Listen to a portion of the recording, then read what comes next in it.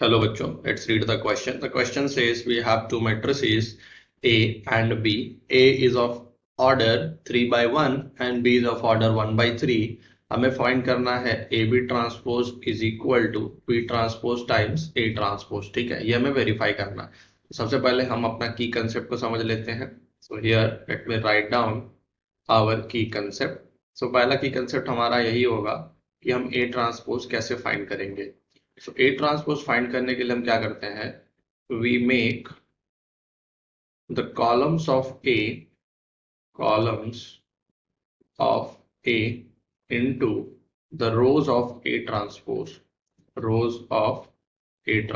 Examples इसको समझ लेते हैं. लेट्स से हमारे पास एक मैट्रिक्स है ए बी सी डी. तो यहाँ पर ट्रांसपोज अगर फाइंड करना है तो यहाँ पर जो फर्स्ट कॉलम है इसको रो में कन्वर्ट कर देंगे. तो यहाँ पर ये कॉलम रो में कन्वर्ट हो जाएगा ए सी. उसी तरीके से सेकंड रो मिलेगा बी डी. ठीक है, तो अब हम यहाँ पर वेरीफाई करने की कोशिश करेंगे. सो पहले तो हमारे पास ए ट्रांसपोज क्या आ जाएगा.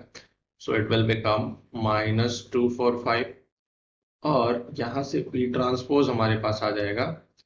It will be 13 - 6. Correct. So अब हमें क्या फाइंड करना है, B transpose times A transpose. So B transpose times A transpose.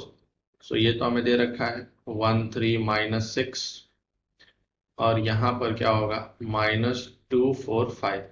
अब ये क्या है, ये हमारे पास 3 by 1 मैट्रिक्स है एंड दिस इज 1 by 3. ठीक है.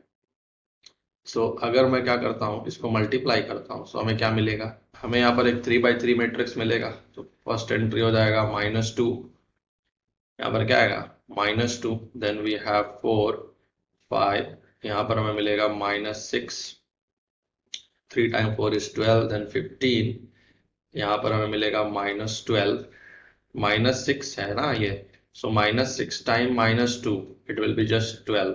Okay, and the next one what we get is -6 time 4 is -24, then यहाँ पर हमें मिलेगा -30. सो ये हो गया हमारे पास बी ट्रांसपोज ए ट्रांसपोज. अब हम क्या करेंगे, सबसे पहले प्रोडक्ट ए बी को फाइंड कर लेंगे. सो ए बी में क्या है -245. यहाँ पर ये कौन सा मैट्रिक्स है, this matrix is 1 by 3 matrix. Correct, order इसका 1 by 3 है. और दूसरी बात बी क्या दे रखा है 13 - 6. सॉरी, हमारे पास जो ए मैट्रिक्स है वो क्या दे रखा है, दैट इज -245. ये है -245 और हमारे पास जो बी है 13 - 6. सो यहाँ पर हमें 3 by 3 मैट्रिक्स यहीं पर भी मिलेगा. ठीक है, यहाँ पर क्या आ जाएगा, this will be -2, then we have -6 12. ठीक है, और यहाँ पर मिलेगा 4 12 -24, then we will get 5 15 and -30. So अगर मैं ए बी का ट्रांसपोज लेता हूँ, ठीक है, सो यहाँ पर अगर मैं कंसीडर करूँ ए बी का ट्रांसपोज, सो हमें क्या मिल जाएगा यहाँ से.